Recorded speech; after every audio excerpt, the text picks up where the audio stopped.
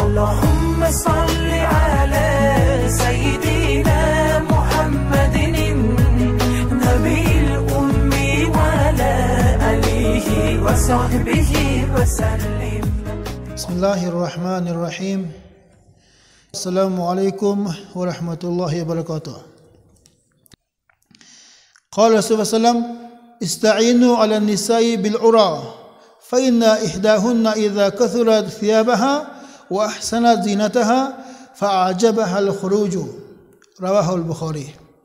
این حدیث امام بخاری روایت کرده است. رسول الله گفتند که زنک های عرا یعنی از به لباس نشدنش به شما یاردم تیتان، لباس هایی که زینت زنک آشکار میکند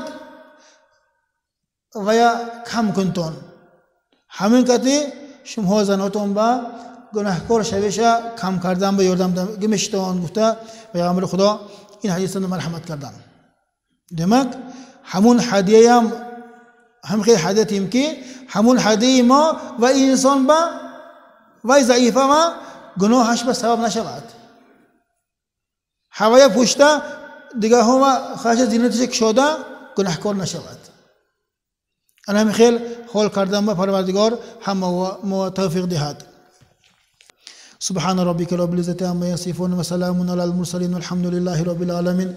اللهم أحسن عاقبتنا في الأمور كلها وأجرنا من خزي الدنيا ومن عذاب الآخرة. اللهم اغفر لنا والوالدين والأستاذنا ولجميع المؤمنين والمؤمنات والمسلمين والمسلمات برحمتك يا أرحم الراحمين.